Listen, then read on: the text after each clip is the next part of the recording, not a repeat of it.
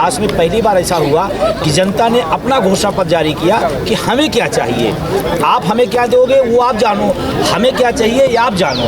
और उसी का एक शानदार प्रयास DN सिंह और पूरी टीम द्वारा किया गया है।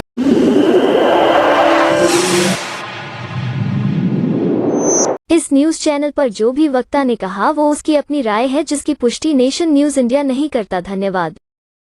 और इसमें क्या रखा गया है, शिक्षा, रोजगार, चिकित्सा, जो हमारे जेन्युइन सवाल हैं उसके लिए आज घोषणा पत्र जारी किया है और ये अद्भुत घटना है। लेकिन जो मोदी जी है वो करे 400 पार बार, तीसरी बार PM बनेंगे मोदी जी। 400 पार के बजाय 400 पे हार बोलिए। और अगर इस तरह की बातें लोकतंत्र में चुनाव के पहले की जाती है तो अगर देखा जाए तो लोकतंत्र का भी मजाक है और संविधान का भी मजाक है। लोकतंत्र ने हमको क्या व्यवस्था दी कि 5 साल बाद चुनाव होगा, तो चुनाव किस बात के लिए हो रहा है? अगर 400 पार पहले ही तय हो गया है तो फिर किस बात के लिए हो रहा है?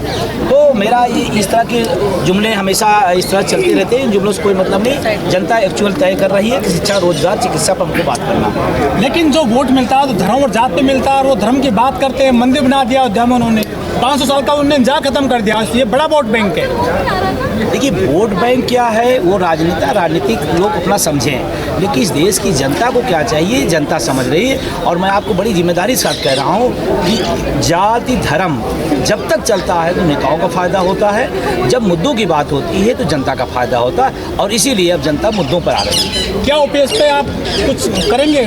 बटेगा वोट? OPS में हमारा सीधा सवाल है, एक वोट भी OPS पर समर्थन में जाएगा, NPS के विरोध में जाएगा। और अब चुनावी दौर है, इसलिए सीधा बात है, जो वोट नहीं तो पेंशन नहीं तो वोट नहीं। ये नारा हम पूरे देश के अंदर कैंपेनिंग चला रहे हैं, मतदाता जागरूकता अभियान चला रहे हैं, जिसमें मैं कह रहा हूँ कि आप वोट करो, 100% करो, लेकिन मुद्दों वोट करो।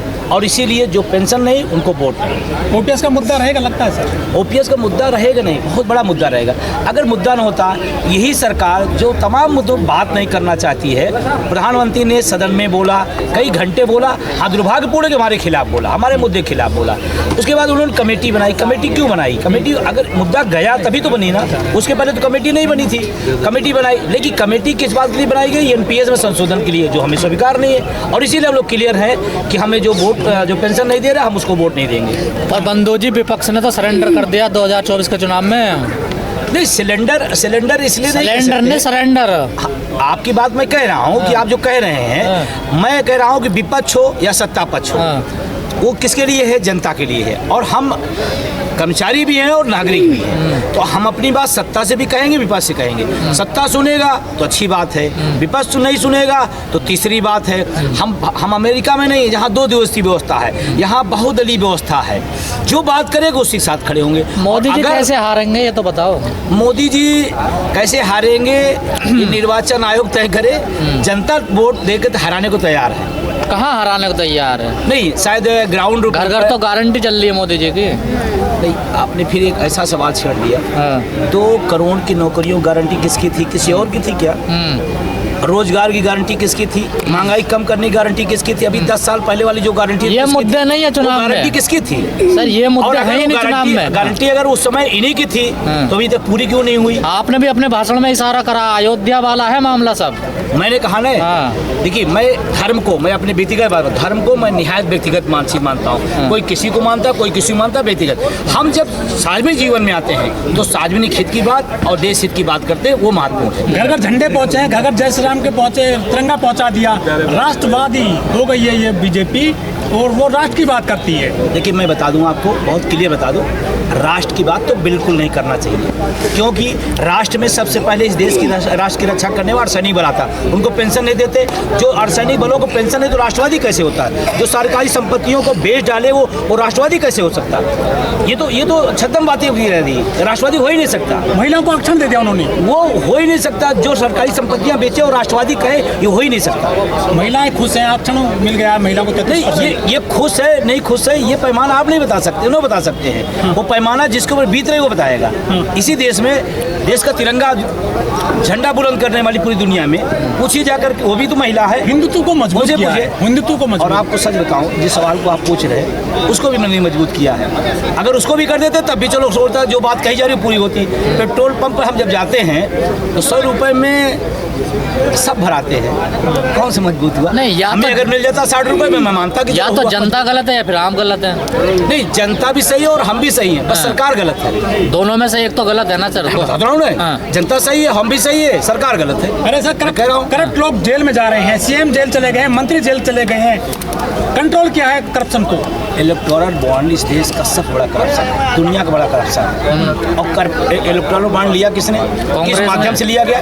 उससे बड़ा करप्शन क्या हो सकता है? ये उनको समझाइए जिनको पता नहीं है कि इलेक्टोरल बॉन्ड होता क्या है। मेरे जैसे लोग हैं तो पढ़े लिखे लोगों को पता है। इलेक्टोरल बॉन्ड ये है कि आप जो चौराहों पर तमाम गाँव के लोग गुंडे होते हैं, वो वहाँ दुकानदार जो अच्छी चलती है वहाँ टैक्स लेते हैं। ये टैक्स है इलेक्टोरल पर बॉन्ड। बंधु जी, सबको मिला ना इलेक्ट्रल बॉन्ड, तो किसी को कम मिला, किसी को ज्यादा मिला।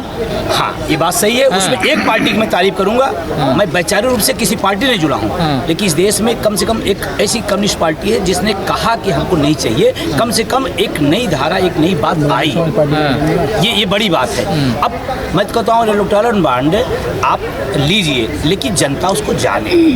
सुप्रीम कोर्ट क्या कह रहा है? यही बात तो कह रहा है ना। आप इनसे लिए, उनसे लिए, जनता को बता दीजिए मेरा कितनी इनकम है, मेरा क्या टैक्स है, जनता सरकार जानना चाहती है। तो सरकार को किसने पैसा दिया, हम भी जानना चाहते हैं। सुप्रीम कोर्ट इसी बात के लिए तो कहा, और वही बात सामने आई। सरकारी कर्मचारी बैलेट से वोट डालते हैं, वो तो अपना जो वोट है वो सोच समझ के देते हैं, और वो कुछ आंकड़े दूसरी तरफ के आते हैं रिजल्ट में, लेकिन जो ईवीएम का खेला है वो समझ में नहीं आता है। देखिए, इलेक्टोरल जो आपका पोस्टल बैलेट है वो टोटली कर्मचारियों को पहले होता था। हाँ। एक चीज़ ध्यान रखिए।